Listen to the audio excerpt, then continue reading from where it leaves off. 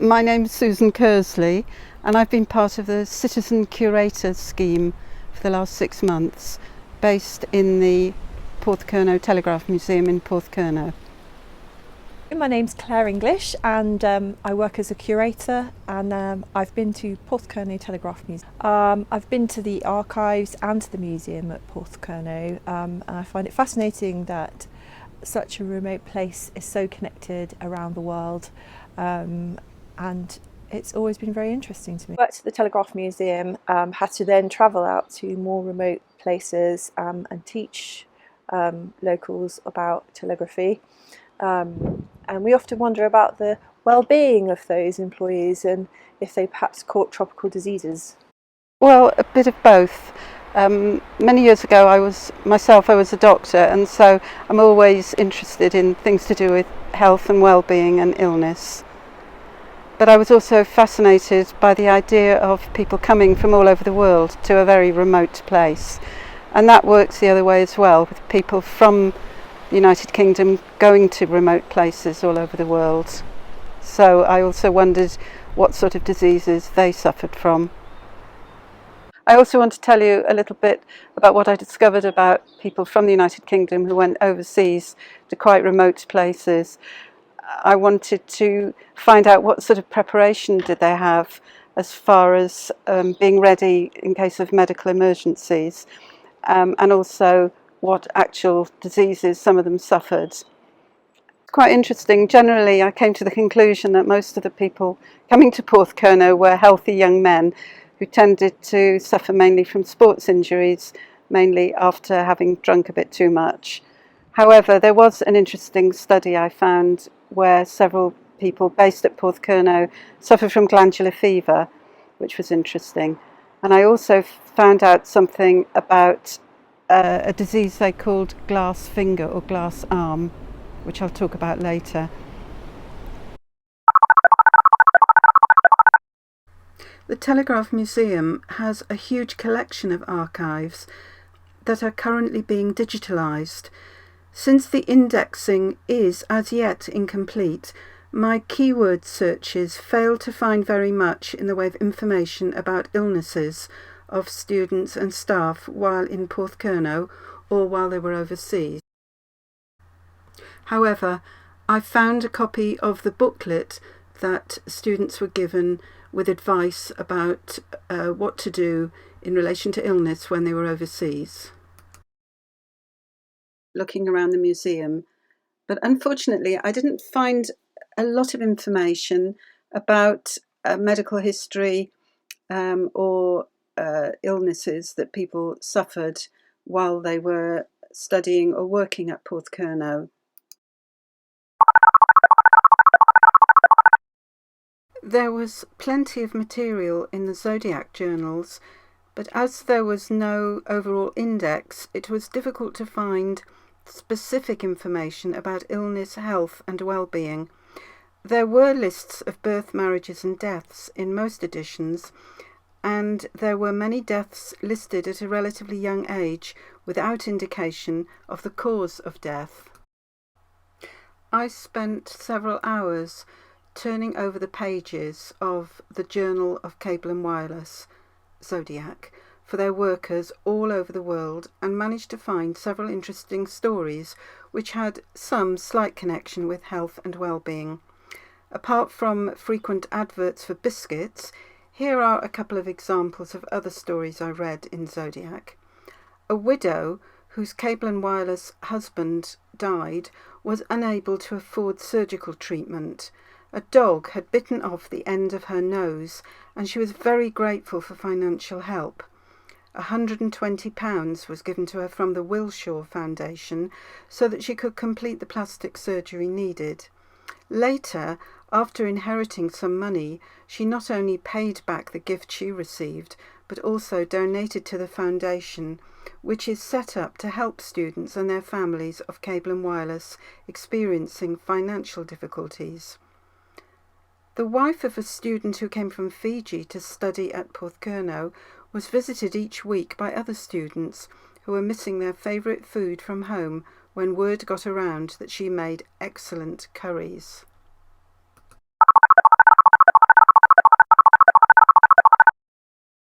As a regular user of Facebook, I searched for groups connected to Cable and Wireless and/or PK, and I found a group called PK Remembered and sent a message to members asking about their medical experiences or experiences of friends while they were in Porthcurno or overseas.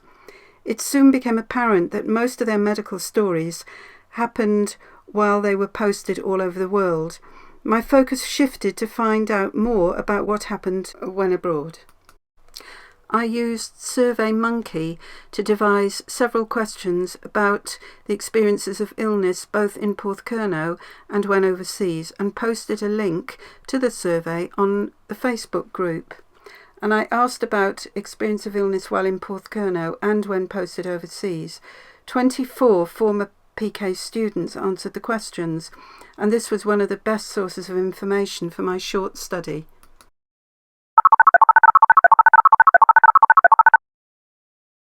This short study showed that people who came to study or work in Porthcurno when it was a busy college were mainly healthy young men who suffered very little in the way of illness. Generally, if they were ill, they were treated by one of the resident nurses who was situated in ZODIAC House, and, if needed, by a local GP. One person said, "I didn't know there was any health risk in Porthcurno," and I found no evidence from my small survey of any students presenting with tropical diseases while in Porthcurno. Many remembered a college nurse to whom they reported when they were ill. If needed, they stayed in bed in isolation in ZODIAC House and were visited by a local GP, either from St Just or Penzance. Although various names of residential nurses were mentioned, I was unable to find any more details of these important members of staff in the archives or elsewhere. Infectious mononucleosis is another name for glandular fever, and it was relatively common in the college community. 4 people in my small survey experienced glandular fever while in Porthcurno. A GP from St Just published in the medical press about the incidence of this disease in a small college community in Porthcurno. Someone said illness during the basic course was primarily due to excess of mess food and bar drinks. However, colds and flu were mentioned frequently, and chickenpox was suffered by several. Stress was mentioned vaguely. No one admitted that they suffered from stress. Some said they knew a student who left the course with no explanation, and with hindsight they wondered if this had been because of mental health problems. I found an interesting article about telegraphists' cramp. This happened more before the Second World War, when telegraphists had to transmit all messages using Morse code, thus putting extra strain on their wrists and fingers. There was a suggestion in a paper written in 1927 that those that suffered more were of a nervous disposition. During and after the war, Morse code for messaging was replaced by a typewriter keyboard, and thus less effect on the wrists and fingers. No one mentioned having had this, and it was thought that it was not a common condition after QWERTY keyboards that enabled all fingers to take the strain. I wondered if students from Africa and the Caribbean experience racism while studying in Porthcurno. Another citizen curator who grew up in Penzance in the 1970s was aware of locals referring to Black Tuesday on days when the bus brought students from Porthcurno to do their shopping.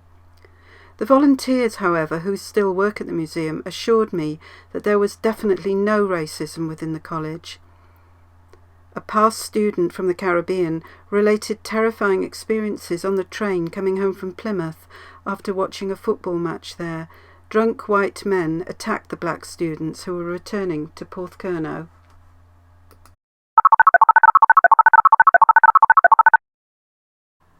Those sent abroad were invited to an annual medical check-up for which they had to travel to London. Before the Second World War, their medical records were recorded in neat handwriting by the medical officer of the company in a book like the one shown. Details of any operations were recorded as well as their weight. Some, but not all, of people from Porthcurno had medical checks, vaccinations and dental checks before being posted overseas. A dental check was considered vital, as it was thought that local doctors were more likely to be found than a local dentist. Apparently there was a dentist who drank to excess, so each morning he had delirium tremens, and people knew it was safer to see him in the afternoon. Before they went overseas, students and staff received preparation for their trip. They had a talk from a local lecturer in Porthcurno and were given some written information about keeping healthy while overseas, including a red booklet, Notes on the Preservation of Personal Health in Warm Climates. A large part of this book was devoted to the life cycle of the malarial mosquito and how malaria could affect them. There were sections also about bowel diseases and how these are spread, including typhoid, against which they were vaccinated, and dysentery. They were warned about the effects of heat and how to adapt to tropical climates, and advised about adequate water and salt intake. If prickly heat was a problem, they were told to use calamine lotion to soothe the skin. The book continued by mentioning mental strain as being as important as physical health, with the idea that it takes a certain type of personality to cope with the change in lifestyle and environment when working overseas in tropical countries. The booklet advises that marriage is a factor in bringing greater stability to mental health, yet cable and wireless employees were advised against marriage before 27 years of age. Single men had free accommodation and food. A married man had to find and pay for himself and his wife. Alcohol was mentioned as not essential and should be restricted to the evening and then drunk diluted in order to prevent long-term health effects. The booklet also suggested ways to improve personal hygiene and included the importance of a dental checkup before going overseas. Several pages of this booklet were filled with photos of the right and wrong way to use a mosquito net over the bed. There were also pictures of mosquitoes in their various stages of development and other insects, bugs, lice and ticks that might cause problems that people might be subjected to. Under the heading Disease Caused by Direct Contact, the booklet included tuberculosis, leprosy, venereal disease and yaws. No one volunteered suffering any of these or knowing a colleague who had any of them. They were also advised to be vaccinated against smallpox, yellow fever, cholera, plague, typhus fever, typhoid fever, diphtheria, polio, tetanus and rabies, depending which country they went to, and to take anti-malarial medication.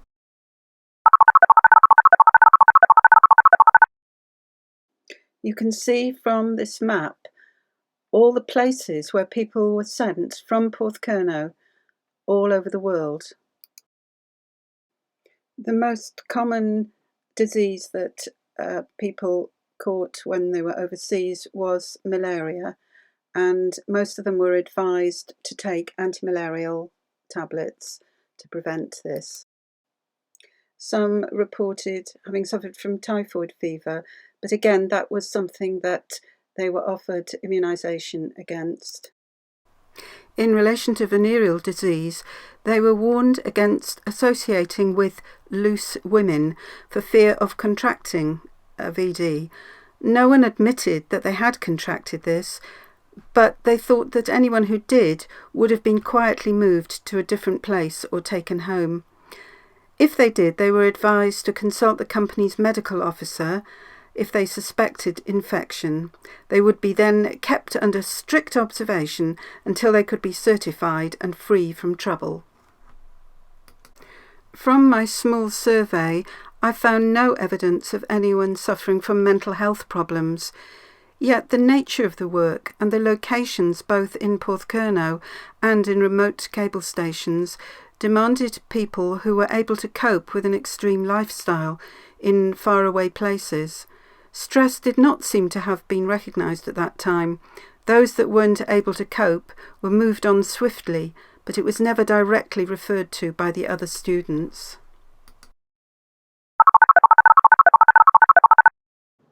I hope that this PK Miscellany has added a little bit to the information about illness and health, both of the students who studied and worked at PK and those who travelled all over the world.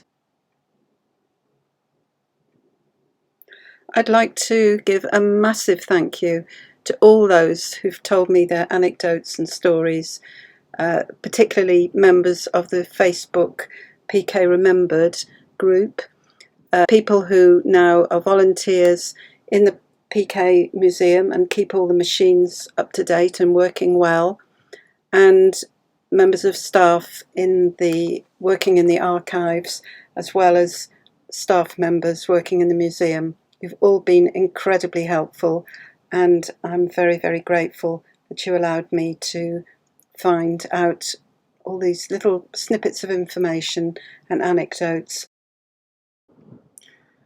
And last but not least, a thank you to the creators of the Citizen Curator scheme, without which I wouldn't have found out so much about Porthcurno Cable and Wireless and the people who studied and worked here.